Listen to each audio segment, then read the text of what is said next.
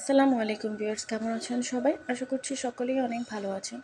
আজকে এই ডিজাইনটা আপনাদেরকে তৈরি করে দেখাবো। এর জন্য আমি লম্বালম্বি এবং পাশে দোনো সাইড থেকে কিন্তু 2 সুতা কম 3 ইঞ্চি কাপড় নিয়ে নিয়েছি। এখন এটাকে একটা ভাঁজ দিয়ে দিব কোনাকুনি, এরপর আবারও একটা ভাঁজ দিয়ে দিব। এভাবে একটা ত্রিভুজের মতন হয়ে যাবে। এরপর আমরা এটা সেলাই করে নিব।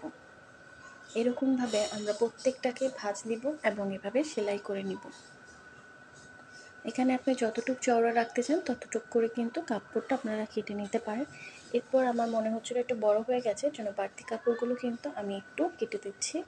চাইলে আপনারা এরকমভাবে তৈরি করে নিতে পারবেন। এরপর আমি এটা সালোয়ারের মধ্যে লাগাবো, এর জন্য কিন্তু আমি সালোয়ারের নিচের অংশটা একটু চওড়া করে 3 ইঞ্চি মতন করে আমি একটু ভেঙে নিয়েছি, দেখতে পাচ্ছেন।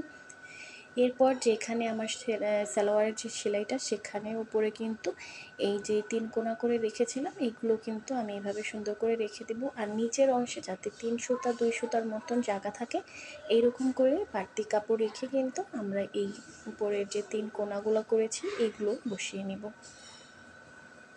পুরোটার মধ্যে কিন্তু আমরা এইভাবে বসিয়ে নেব। আর আমি কিন্তু সালোয়ারের মধ্যে কিন্তু কামিজের কাপড়ের যে বাড়তি অংশ বেঁচে গিয়েছিল সেগুলো কিন্তু নিয়ে নিয়েছি কাপড়। আপনারা চাইলে এক কালারের কাপড় নিতে পারেন।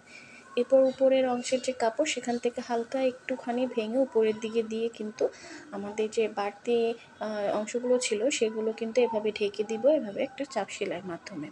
তো ভিডিওটা যদি ভালো লাগে থাকে অবশ্যই আমার চ্যানেলটাকে সাবস্ক্রাইব করে দিবেন এবং পাশে থাকা বেল আইকনটি বাজিয়ে দিবেন নিত্য নতুন ভিডিও সবার আগে পাওয়ার জন্য। আর যদি ভিডিওটা ফেসবুক পেজ থেকে দেখে থাকেন তাহলে অবশ্যই কিন্তু আমার ফেসবুক পেজটাকে ফলো দিয়ে রাখবেন আর লাইক করে রাখবেন। এরপর কিন্তু আপনারা চাইলে এটা কিন্তু হাতে সুতার মাধ্যমে সেলাই করে নিতে পারেন এবং এটা আপনারা সেলাই মেশিনের মাধ্যমেও কিন্তু সেলাই করে নিতে পারবেন। তো আপনাদের যেটা সুবিধা হয় আপনারা অমনি করে নেবেন। আর আমি বাড়তি যে সুতাগুলো ছিল এইগুলো কিন্তু কেটে দিচ্ছি। আর বাড়তি সুতাগুলো কিন্তু সাবধানে কাটবেন, কেন অনেক সময় সুতা কাটার সাথে কিন্তু কাপড়ও কেটে যেতে পারে।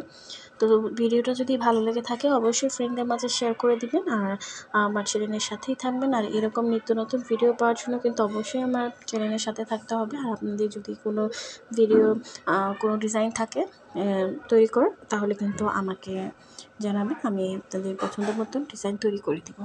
আজকের মতন বিদায় নিচ্ছি, আল্লাহ হাফেজ।